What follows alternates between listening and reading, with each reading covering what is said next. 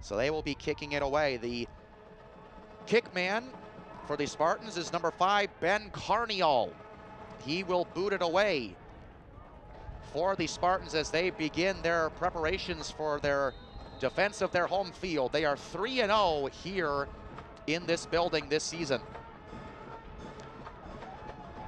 And away we go here on Saturday night, October the 22nd, and there will be no return on that one as the wind giving a little bit of a push to that kick by Ben Carniol.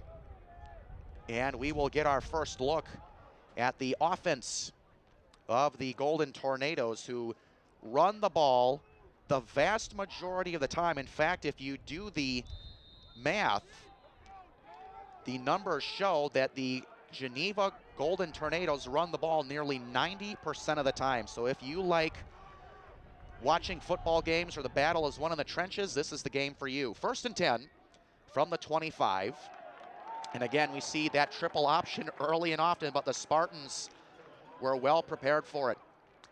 Case Western Reserve operates in that 3-4 defense. Here's their starters on the line. It's Cameron Brown, the second-year man out of Westlake.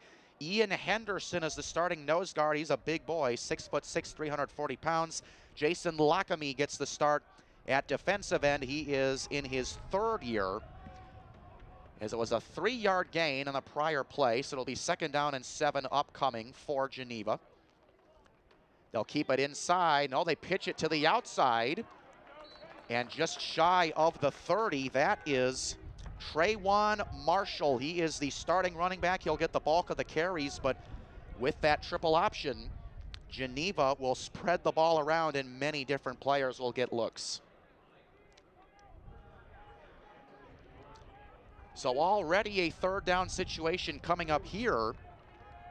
And this is an area where the Spartans defense really excels. They have done such a phenomenal job of getting off of the field on 3rd down. It's 3rd and 6. One man in the backfield, slot receiver to the right. Gonna give a look to the right-hand side, fires a pass, and it's complete. That will be plenty of yards for a 1st down. That is Jamin Evans, 6'5", 190 pounds, and he's got the catch for a 1st down. That is Javid Ellis, the quarterback, who rolled out to his right and fired a nice tight spiral. Javid Ellis, the sophomore. He is from Port St. Lucia, Florida, 6'1", 220 pounds.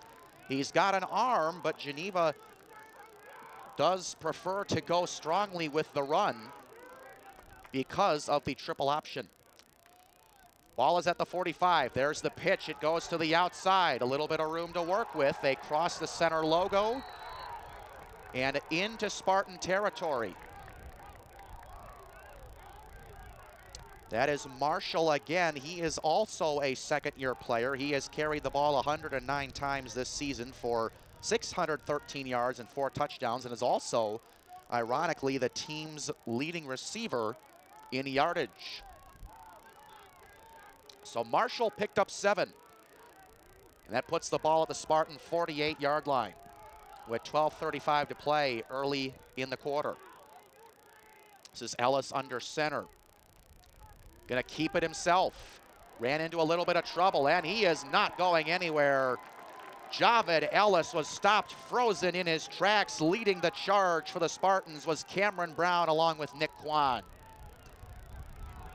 Cameron Brown, 2nd-year defensive end. That is a rarity to see a player so young down on the defensive line in a 3-4 scheme, but he has been an asset to the Spartans defense. Brown, 6', 237. He has 6 tackles for a loss and 1.5 sacks.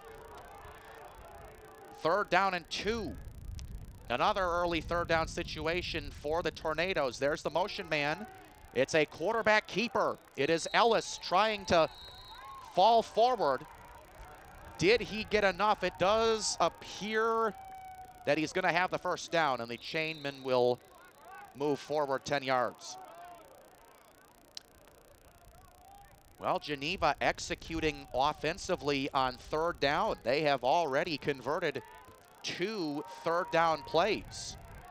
And the ball is moved to the Case Western Reserve 44. Ellis with the hard count. Gonna stick it into his running back's chest right there. Marshall going right of center.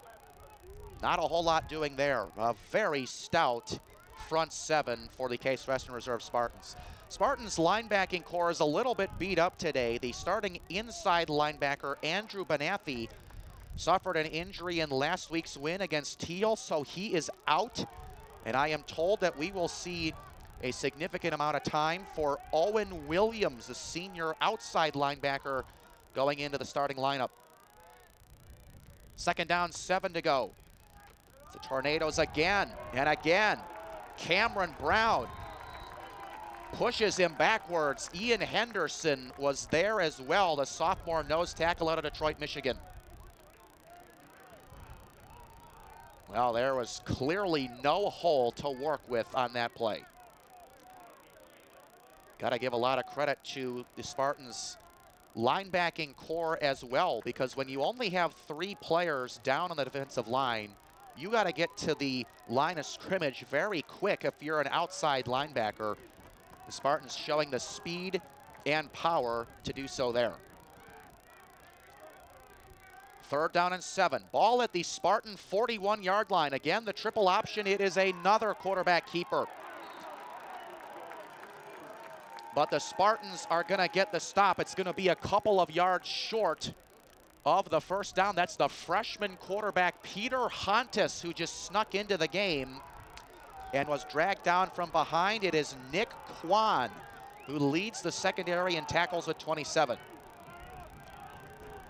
So as you just saw, Greg Debelak patrolling the sideline there. His opponent has a decision to make. They are going to roll the dice here. It is 4th down, 2 to go. Geneva is 6 of 15 on 4th down conversions here this year. Little bit of movement. There is a flag. They're going to throw up a prayer, and it's intercepted. It is picked off by Andre Orantes, but we will have to check the flag. It looked like somebody jumped off sides. Think we'll get a good look at it here.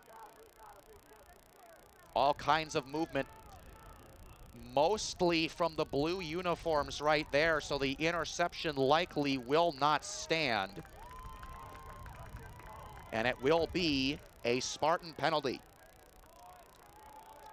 Case Western Reserve has only had 26 penalties in the first 6 games, which is a really good number. Only about 4.5 per game, but that one hurt them. It was just so huge because it came on 4th down and short. The Tornadoes at the 31-yard line. Again, here comes the triple option. You're going to get maybe a yard or 2 right there. And it is Hontus again with another carry. Well, with this triple option, Geneva rotates quite a few quarterbacks. They rotate the starter, Javid Ellis. Devin Koloski, the senior, has seen some time. But an early change of pace with the freshman Peter Hontus, who's able to pick up a big first down for the Tornadoes. 2 receivers at the bottom of your screen. Hontus again wants to keep it, pitches it to the outside. It's going to be close to a first down. It looks like he will have it, and the Spartans pile on top of him. But what a great start offensively for the Geneva Golden Tornadoes. This is why they call it the option. It's the pitch, and it goes to the outside. It was Colin Kendrick, sophomore running back, was able to receive that pitch and moves the chains once again. This drive started way back at the Geneva 25. And they are all the way to the Spartan 17-yard line. The other thing, too, is this offense has been on the field for almost half the quarter. 7:48 to go. This has been a long drive. Got some room to run. That's the freshman, big block right there. He goes out of bounds. What a run there by Hontus. He had all kinds of room. And nobody really saw that coming. Just a little too much green right there and a big block That was Trayvon Marshall making the big hit there. It is a pickup of 8 yards. This Spartan defense is just looking to get off of the field, as they have really had their work cut out for them here in the first quarter. Gonna go in between the tackles that time, and nothing doing there. The Spartans come up with a big stop on 2nd down and 2 as the clock continues to run. Boy, the Spartan offense is, they're on the sideline just trying to do anything to keep themselves warm because they have not touched the football. And we are more than halfway through with the first quarter. They're going to say it's a first down, so it's 1st and goal from the 6. The Tornadoes looking to go on top first. It is Trayvon Marshall, Tornadoes' leading rusher, not able to get much of anything there. Red zone defensive stands have been a strength of the Spartans. They, more often than not, do not allow scores when an opponent is inside the 20-yard line. But this defense of Case Western Reserve, they are getting tested here early on. Geneva 2 yards away. They will tuck it inside. It's another quarterback keeper. It is Peter Huntus once again coming up with a big play, and the first score of the game belongs to the Golden Tornadoes. The triple option paying big dividends in the first year that the Golden Tornadoes have ran the triple option offense. So they are up 6-0. The holder is Jimmy Quinlan. You see him right in the center of your picture there. And the kicker, Neil Harrison, and he boots the PAT through. So that drive nearly shaved off 9 minutes in the opening quarter. It is Geneva 7 and the Spartans nothing. We'll take a quick break and come back to DeSanto Field right after this.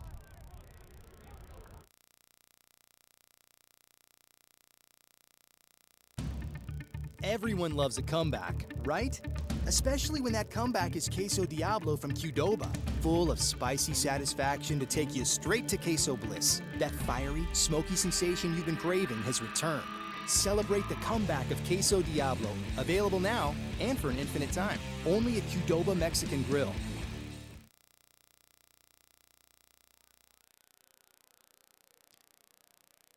Well, a very intriguing first drive, very beautifully orchestrated by the Golden Tornadoes, as their offense was on the field for 8 minutes and 48 seconds, and the Spartan offense is yet to touch the football with 6 minutes and 12 seconds to go in the first quarter.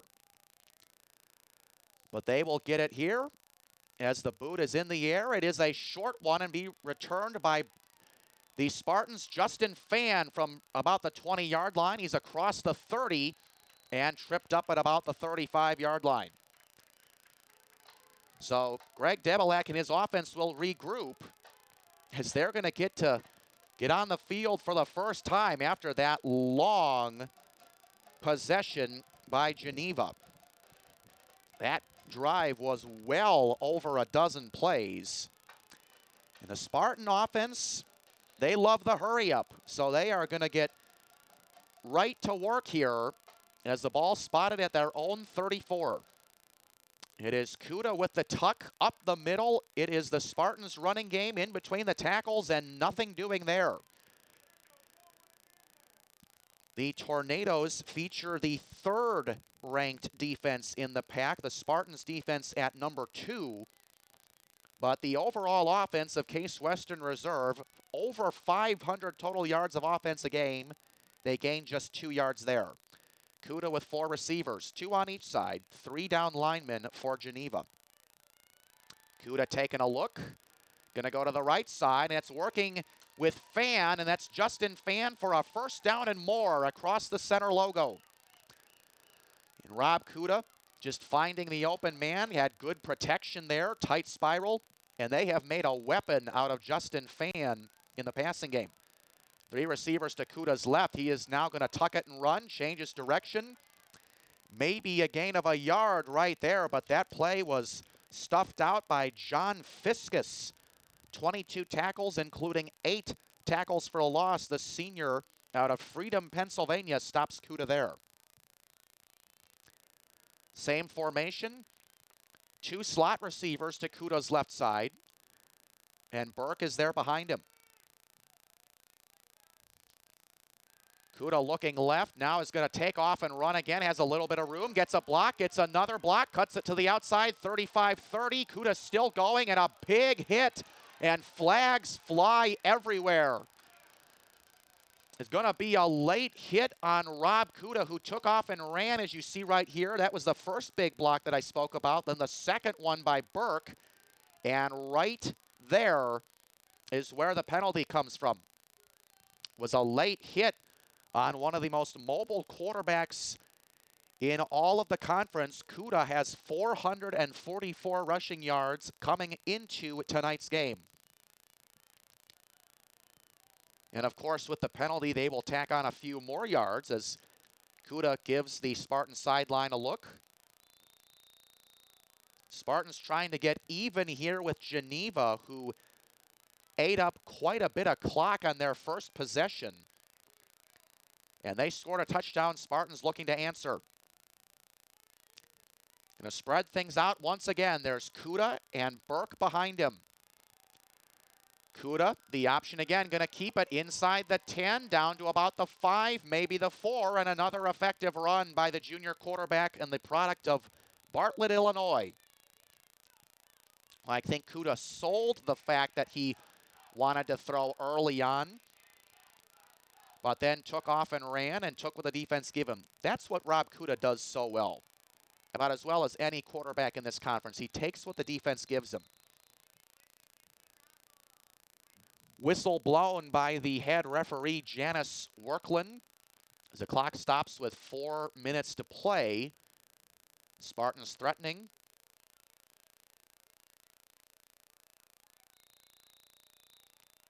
So we're going to put the ball back in play as it's 4 yards away from the south end of the end zone.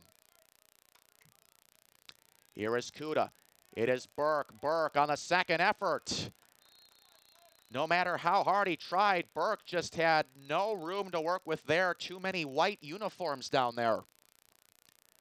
Burke is going to be the power runner inside. You see a strong second effort, but the Geneva Golden Tornadoes defense responds with a second effort of their own. The good news is, though, it's good enough for a 1st and goal. The Spartans once again with 4 receivers on the field. They have gone with the same formation quite a number of times here on this possession. Kuda takes that snap, pitches it to Burke. Burke loses the football, picks it back up at the 15, gets 1 block to about the 12, and is met by many tacklers there at about the 10-yard line. Jared Hogue was the first man there, along with Jimmy Quinlan, number 6, to make the stop. The Spartans have been so good at ball protection all season long. They have just 7 fumbles. They've only lost 3 of them. But luckily for Case Western Reserve, Burke was able to get it back with no damage done there. So they back it up to the 10. And they'll have 2 receivers on each side of Rob Kuda with the top offensive line to protect him. Kuda with a pump fake, throws the corner of the end zone, and that is over everybody. Intended for Brendan Lynch, who after making a full recovery from his injury, as head coach Greg Debelak said in the pregame, Lynch has been one of the most dominant receivers that the Spartans have ever had, but no connection there. The pass goes incomplete, forcing 3rd down and goal from about the 10-yard line. Kuda making some changes. Going to put Justin Fan in the slot. 2 slot receivers on the right side. Kuda is under duress. trying to get rid of the ball by throwing it. He does so, and it is knocked away. And we are going to have a penalty. Possibly defensive pass interference, but Kuda once again hoping to hook up with Lynch. And he avoided the sack right there, threw it off of his back foot, and I do believe that's going to be what the call is.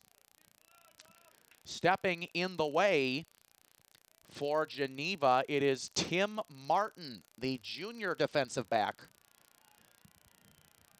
And that is going to be costly, very costly for Geneva. So the Spartans' offense is not going anywhere. They still have an opportunity to cash in on their first possession of the quarter. We're in the final minutes of that quarter. 2 yards away. Kuda with Burke with him. Up the middle, it is Burke, and that is a Spartan touchdown. So the Spartans did not try to do anything too overwhelming right there. Just a traditional left of center run with Burke, and he pushes it across the plane of the goal line for the Spartan touchdown, the first of the game. Burke now has a dozen rushing touchdowns on the year. Carnial for the tie and the PAT. High snap, and the ball is on the ground. It is denied. The Golden Tornadoes have effectively stopped the PAT, and the Spartans will have to settle for 6 here on the possession. Well, you look at the goal post there, and there's no football. Somebody got a hand on it there, so the Spartans get on the board, but they trail at 7-6 with 2:13 to play. We'll keep it right here as the Spartans about to give the ball back to the Golden Tornadoes, who on their first possession really did some damage. A 75-yard drive by Geneva made it 7-0, and they were on the field for nearly 9 minutes. Well, in talking with the Spartan family here, the defensive coordinator in his 4th year, Warren Miller, had some wise words for his Spartans defense.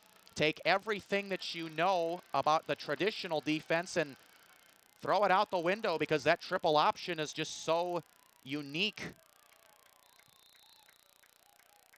And that offense was particularly effective early on in the quarter. Well, the kick return doesn't do much of anything for the Tornadoes, as they were able to recover the football there. But we talk so much about the Spartans running game and how they are averaging over 200 yards a game. Well, the rushing offense for Geneva is also averaging over 200 yards a game, 237 to be exact.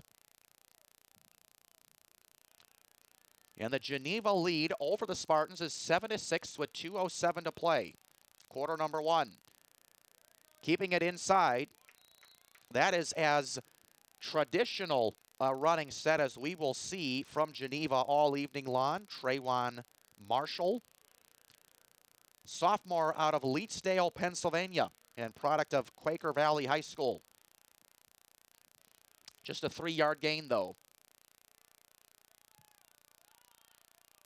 So go with one receiver wide to the left as well as to the right. We're going to go left, and another quarterback keeper, all kinds of room. It is a first down and a whole lot more.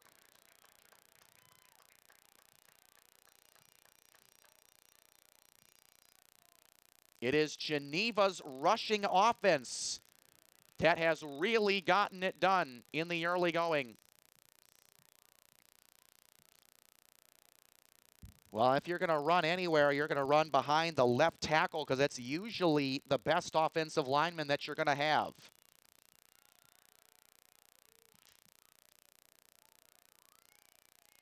Approaching a minute to go here in the early going.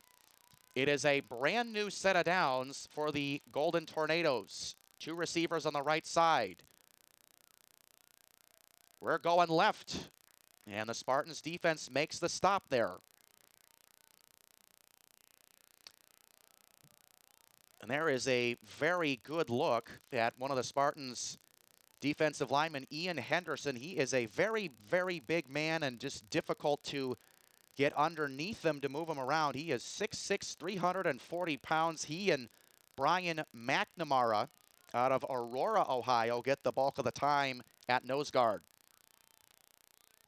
Inside of half a minute to go, there is the pitch and a good block, but it didn't matter as the Spartans were right there. It is Nick Kwan, one of the more experienced DBs for the Spartans, coming up to make the stop. And ironically, Kwan was the one that was blocked. He was on the receiving end of that block, but it didn't matter. He made the tackle anyway. Geneva 7 and the Case Western Reserve Spartans 6. We're going to have a word with the commissioner of the President Athletic Conference, Joe Onderko, when we return right after this short break.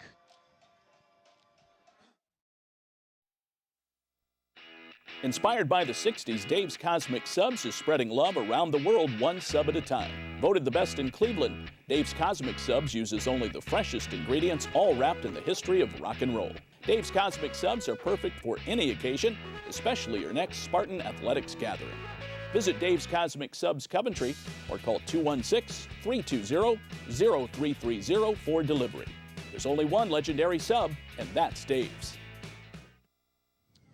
And I am now joined by the commissioner of the President's Athletic Conference, Joe Onderko. Joe, it is a pleasure to have you here. Thank you very much for taking the time to join the broadcast here. I know you have a very busy schedule. Well, thanks for having me. It's a great night here in Cleveland.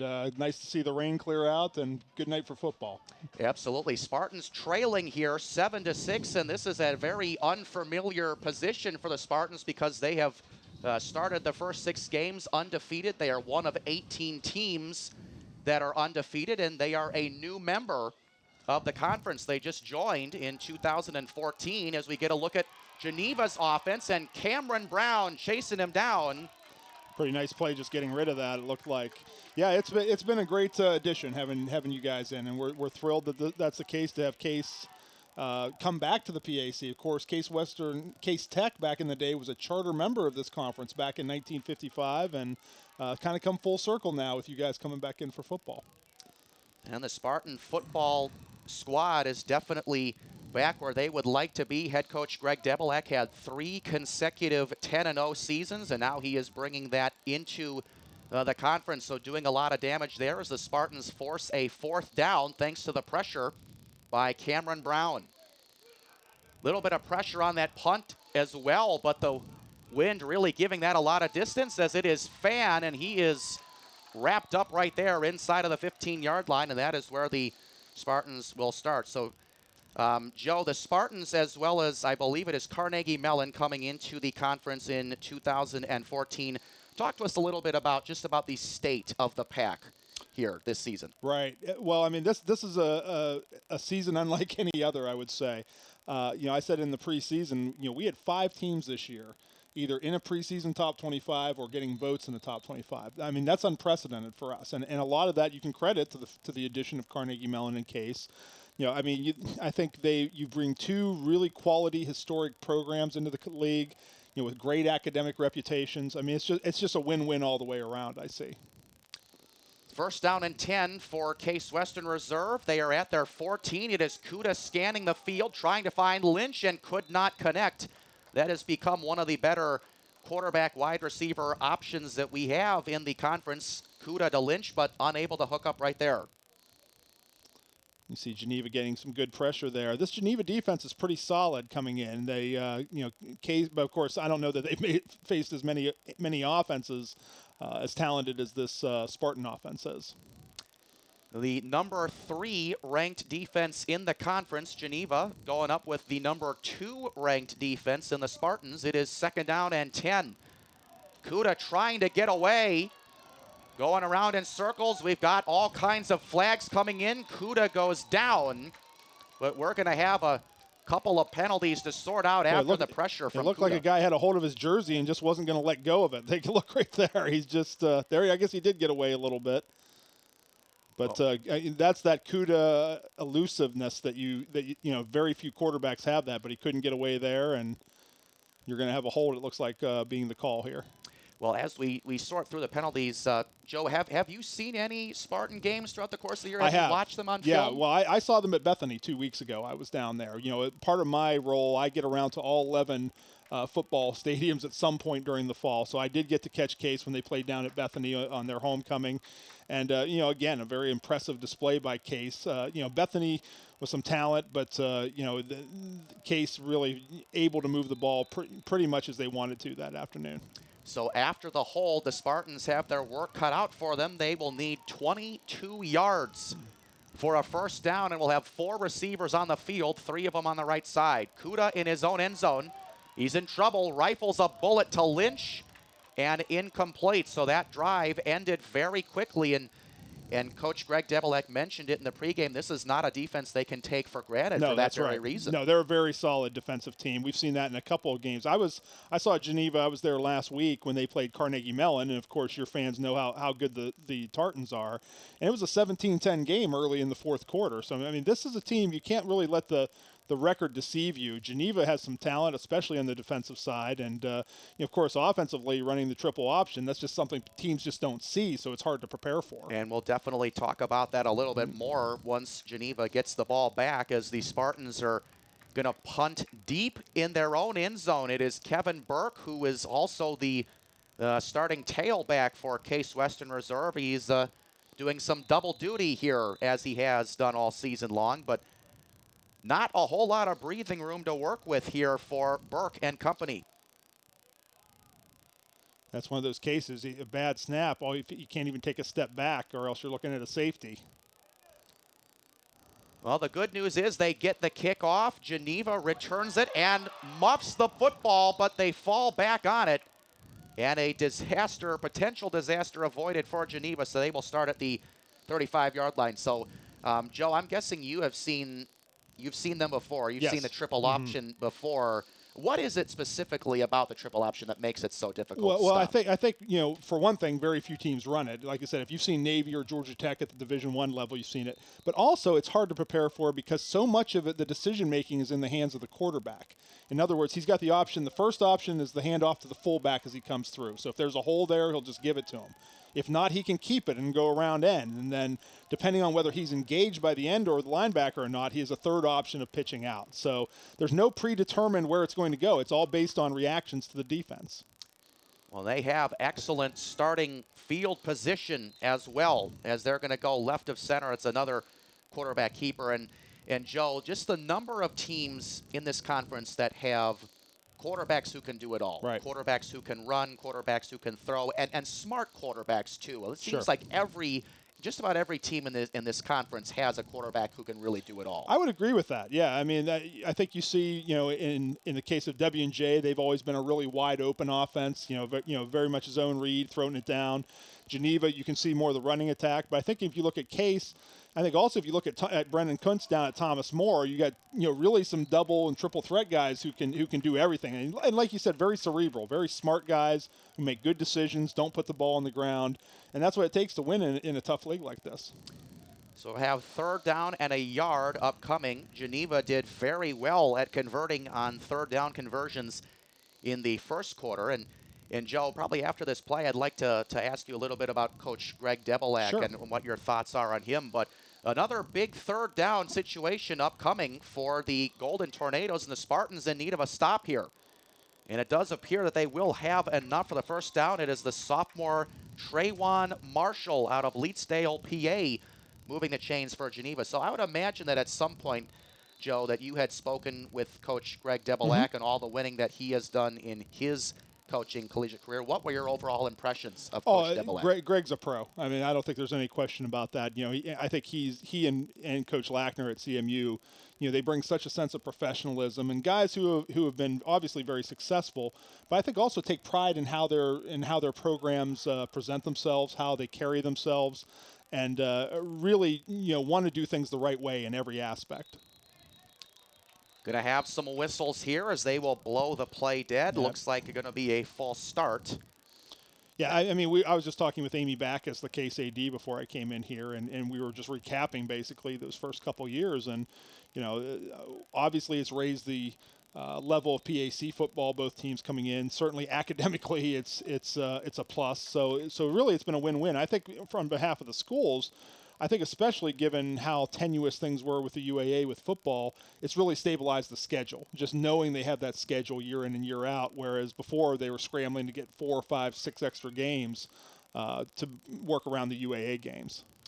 So after the penalty, 1st down and 15, and the Golden Tornadoes pushing forward for a couple, and the Spartan defense has really been every bit as good as the Spartan offense has. And Joe, when you are out running teams by margins that the Spartans are at about 250 to 50, you're going to win yourself a lot of football games. Well, that's right. And when you can control the ball and not turn it over, I mean it's football 101. It's kind of the throwback, and today's football is so much different than that. But some of the basics don't change over time, and I think you've seen that in that case.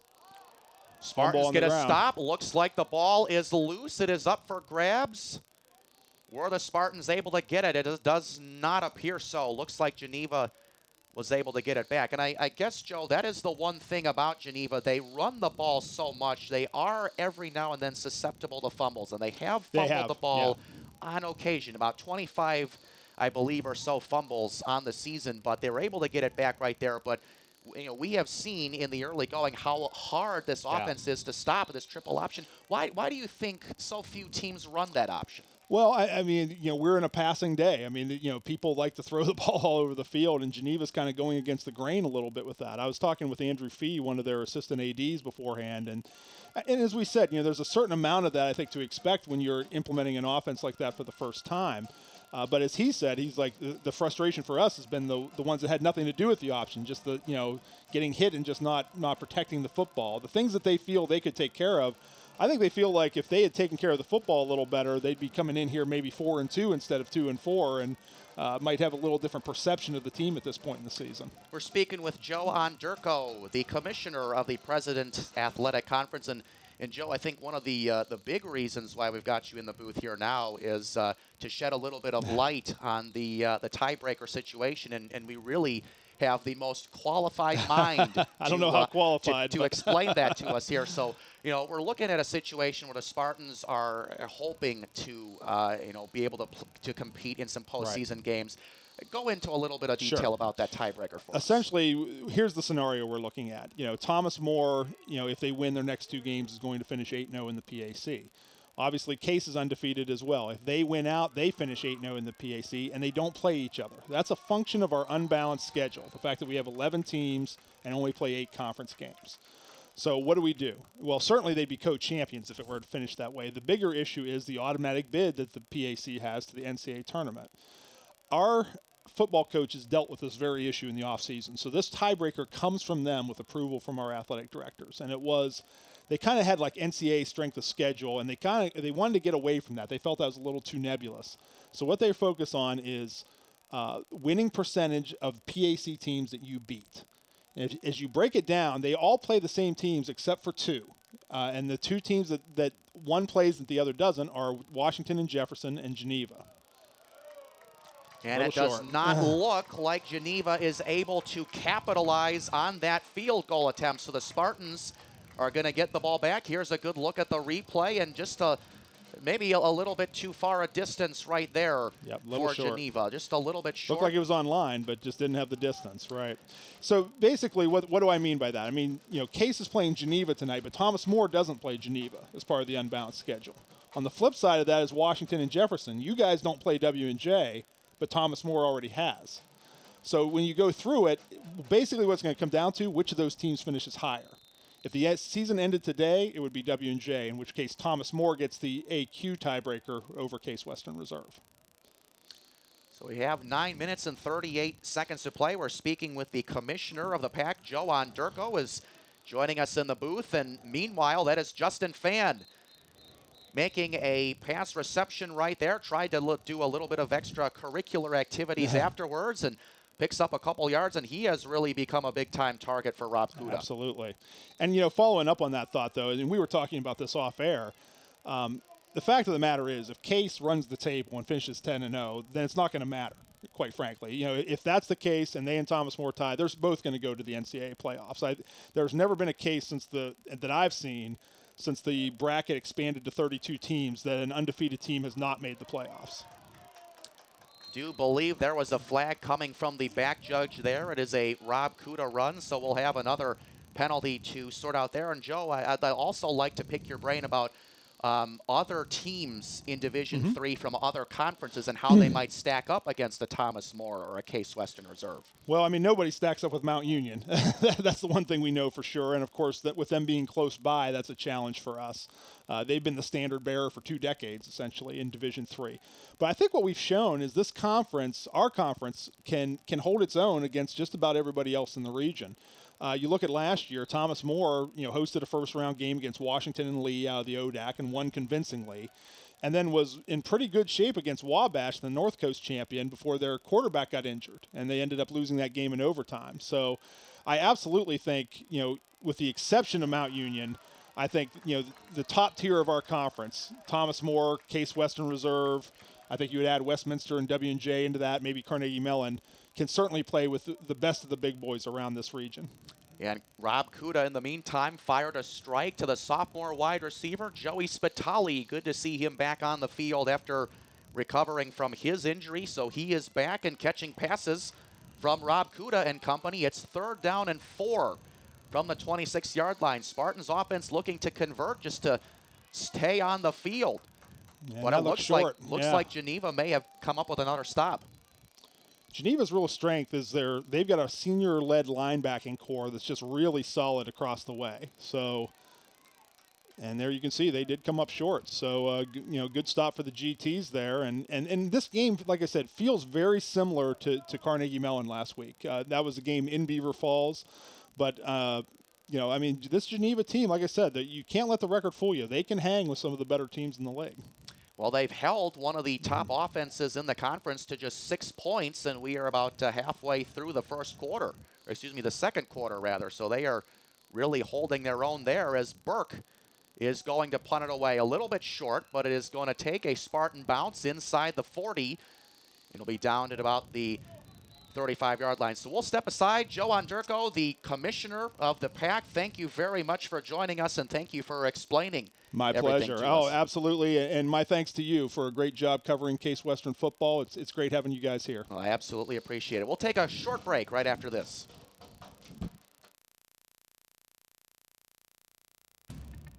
Everyone loves a comeback, right? Especially when that comeback is Queso Diablo from Qdoba, full of spicy satisfaction to take you straight to queso bliss. That fiery, smoky sensation you've been craving has returned. Celebrate the comeback of Queso Diablo, available now and for an infinite time, only at Qdoba Mexican Grill. Back here at DeSanto Field, the Spartans back on defense as the Geneva Golden Tornadoes are holding on to a 7-6 lead here in Week 7 of PAC Conference play. I am Eddy Jansen. We're wrapping up a pretty good interview with the commissioner of the President's Athletic Conference, Joe Onderko, giving his thoughts on what the Spartans have meant to the PAC as they are a relatively new addition to the conference. But meanwhile, Case is behind 7-6. It's a big burst through the middle, a 1st down and more. Trewan Marshall got into the secondary, and that can be problematic for the Spartan defense as Marshall is indeed the leading rusher for the Tornadoes. And this is a Tornadoes offense that just eats up so much clock. I mean, we talked about it before. That first drive, I'm still astounded that first drive took 8 minutes and 48 seconds off the clock. Their offense was on the field for more than half the quarter. There's that option. It was the pitch going to the outside. It is another 1st down, and the Spartans chased him out of bounds right there as Geneva is really breaking through with some solid runs. And the Tornadoes go with another different quarterback right there.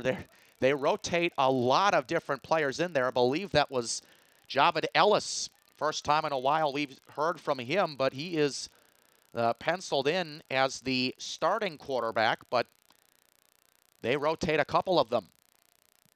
Ball at the Spartan 25. And a run up the middle, maybe to about the 20.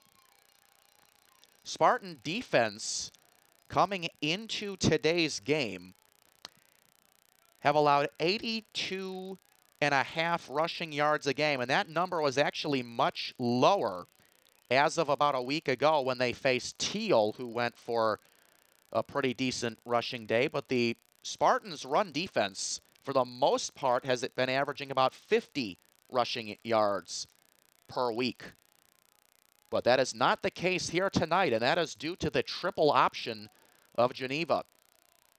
Again, a quarterback keeper spiraling around there, trying to push forward. It is Ellis. He is from Port St. Lucie, Florida. Trying to do everything he can to move the chains once again.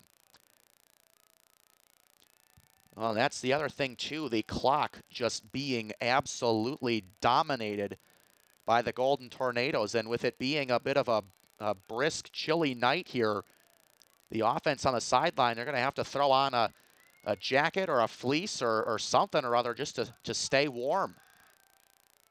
It's third down, 1 yard to go. They will motion a man. It is another quarterback scrambler.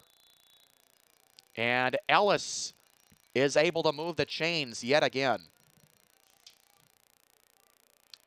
Well, Geneva had 95 first downs through 6 games. The Spartans had well over 130 first downs. But the one thing Geneva does do pretty well in this conference is they keep their offense on the field. So Nick Kwan and company are really getting a workout here on the defensive end of the ball for Case Western Reserve. About 4 minutes to play. Ball is at the 11-yard line. And going down hard as they try to run it in between the tackles. Well, I want to go back to something that the defensive coordinator for the Spartans, Warren Miller, had told the defense. This was a very, very unique week of preparation for the Geneva Golden Tornadoes, as this is an offense unlike any challenge that the Spartans defense has seen in the past. They have 1 touchdown. They are looking for a second one. Spartans have other ideas, however. 3 tailbacks in there. And the ball is on the ground. It is up for grabs, but did Geneva fall back on top of it? And I believe that is the case. It was Ellis with the awareness to fall back on the football, but the Spartans had an opportunity.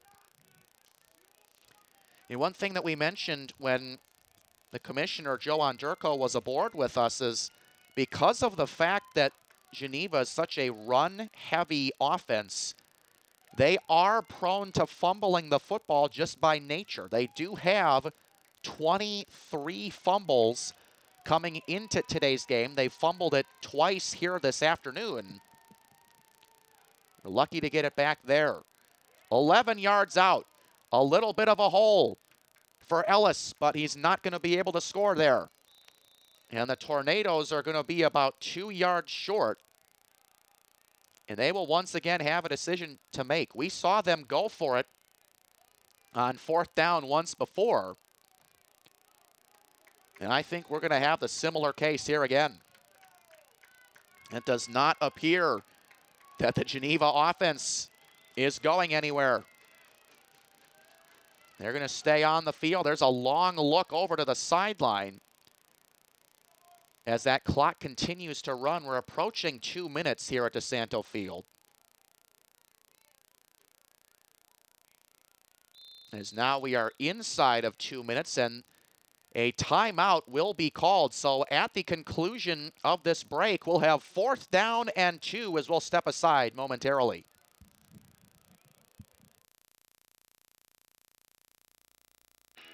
Inspired by the 60s, Dave's Cosmic Subs is spreading love around the world one sub at a time. Voted the best in Cleveland, Dave's Cosmic Subs uses only the freshest ingredients, all wrapped in the history of rock and roll.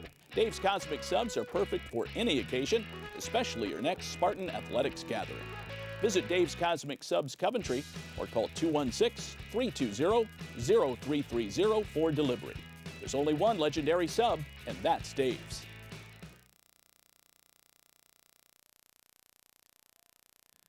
Well, the Spartan defense is in need of a big play here, as it is a 4th down and relatively short upcoming. The Spartans, trailing 7-6 with 1:57 to play, do not want to go down by more than what they already have against the Tornadoes. It is 4th down and goal, ball at about the 2.5-yard line. The triple option. It is Ellis. Ellis is stopped. The Spartans make the play. All sorts of blue uniforms wrap up the ball carrier, and no points will be had for Geneva on that possession. Here is another look. Maybe a tiny bit of a hole right there, but it didn't stay open long. And how about that stand by the Spartan defense? So on offense, the Spartans have 1 score to show for it, and due to the missed PAT, they trail it by 1. But at the very least for the Spartans, they will be fresh for this possession because they have just not been on the field a whole lot because Geneva has won the time of possession battle. This drive starts from the 3. It is Kuda tucking it to Burke. He'll get beyond the 5 and stopped at about the 7. Well, the Spartans will commit and stick with the running game even though you're inside of 2 minutes to go.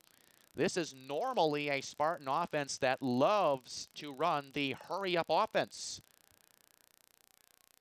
We're under 1.5 minutes to go. It's another run. And it is Burke once again, who is the leading rusher. But they really have not been able to get Burke going. Just 6 carries for only about 10 yards or so today.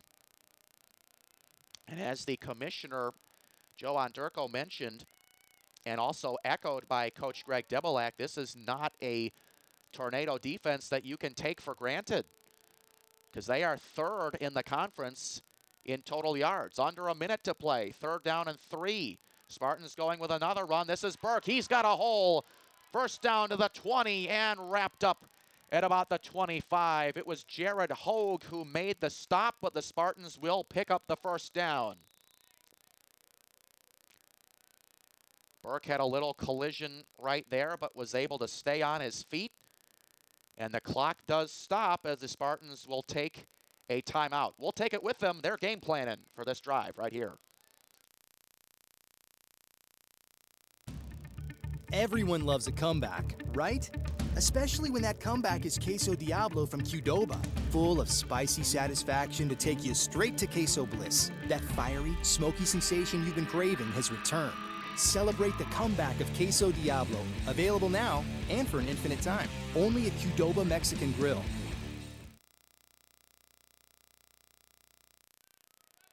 So the Spartans move the chains.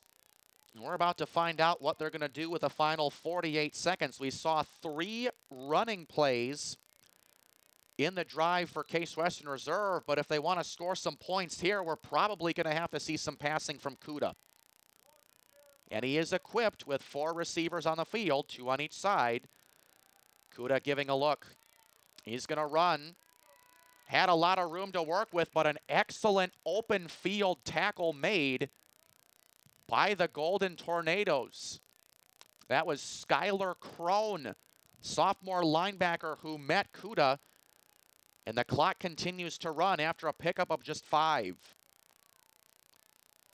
Kuda looking left. Gonna take it and run once again. It's another 1st down.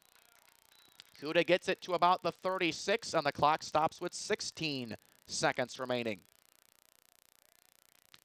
So the Spartans will be down to just 1 timeout, and they will once again regroup. Well, this is a Spartan offense that, as we mentioned before, they are scoring 45 points a game, second in the conference, ninth in Division III, but they have been limited to just 6 points here in the first half here at home. And so much was made of the triple option offense that Geneva orchestrates that it has actually really done wonders for their defense. The time of possession battle has really kept the Spartans' offense off the field, and you just really can't get in a groove that way. So it is a first down. It is at their own 38-yard line. They can get 2, maybe 3 plays if they're lucky. Tossing it to the sideline. It is Lynch going to backtrack to the sidelines, and he does get out of bounds. So 9 seconds will remain on the clock. And Kuda decides to throw it near side, outside of the numbers. No options available deep down the field. So with 9 seconds to go, you may be able to get 2 plays off, and they do have a timeout. Lynch is in the slot at the bottom of your screen. Fan is on the other side. Kuda, all kinds of time, throws, complete, out of bounds. 3 seconds left. It is Spitali once again coming back to the football on the comeback route. And the final timeout will be taken by Case Western Reserve. And why not? Only 3 seconds to go. We'll talk a little bit more about the Geneva defense. They have really had a strong year. 3rd overall in the pack. They allow about 301 total yards per game. And just like Case Western Reserve, they operate in that 3-4 defense. So Geneva is going to put 3 guys down on the line, as you can see right there. They'll have a linebacker. Everybody else is going to be a defensive back. That's what you call the prevent defense, as Kuda steps up in the pocket. Going to throw up a Hail Mary. Who's going to come up with it? It is knocked away, and it appears to be an interception. So the Spartans will come away empty-handed, as the Hail Mary from Kuda was at first knocked away, but one of the corners for Geneva came away with it. We'll get a second look at it. And that is a clear catch